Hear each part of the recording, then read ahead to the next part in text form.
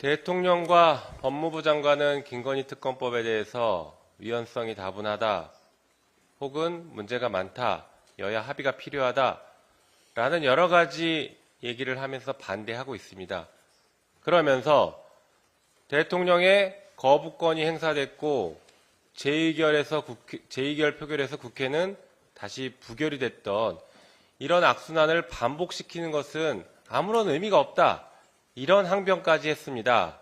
하지만 국민 여러분, 그 결과가 어떻습니까? 대통령의 이 무분별한 거부권 남발에 대한 결과, 그 성적표는 대통령의 지지율이 역대 최저치인 17%까지 내려갔다는 것입니다.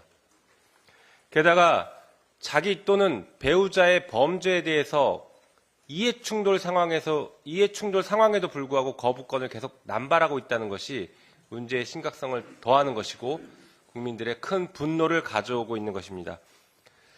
민주당은 반드시 김건희 특검법을 관철시키도록 하겠습니다. 대통령실과 그리고 정부 그리고 국민의힘 여당은 정신 차리고 이 정의 실현의 물결에 함께 동참하기 바랍니다.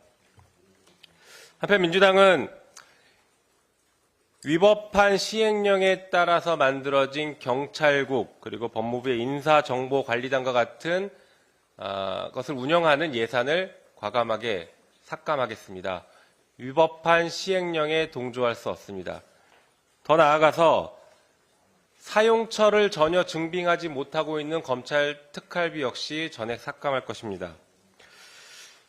이러한 기조에 대해서 어제 박성재 법무부 장관은 법사위에 나와서 이렇게 얘기했습니다. 국민에게 절실하고 중요한 수사를 하지 말라는 의미로 들린다. 그러니 수사를 할 수 있게 특활비를 달라. 이런 요구를 했습니다. 그런데 모 언론사에서 그리고 그 하승수 변호사가 받았던 검찰 특활비 영수증 사용 내역 등을 확인해 보면 정말 기가 찹니다. 수사에 썼다라고 전혀 볼 수 없습니다. 코웨이 공기청정기 렌탈비, 파리바게트 할로윈 케이크, 검사 전출 기념 단체 사진 촬영, 국정감사 우수검사 격려금 50만 원, 상품권 구입, 이런 곳에 특활비를 썼습니다. 게다가 명절 무렵에 집중해서 특활비를 사용했고 연말에 집중해서 특활비를 현금으로 인출해서 그 현금 저수지를 만들었다는 의혹이 제기되고 있습니다.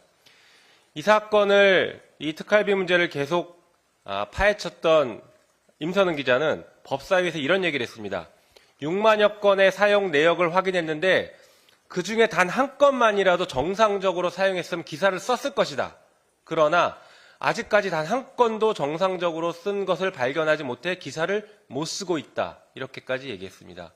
이게 지금 대한민국에서 범죄를 처단하겠다라고 하는 검찰의 민낯입니다. 그들이 특활비를 함부로 쓰면서 범죄를 저지르고 있었습니다. 우리 더불어민주당은 이에 대해서 단호하게 검찰의 범죄 행위를 단죄하고 오히려 특활비를 통해서 사건을 조작하는 것 아니냐라는 의혹에 대해서도 단호하게 대처하기 위해서 검찰의 특활비를 과감하게 전액 삭감할 것을 강력하게 추진하겠습니다. 이상입니다.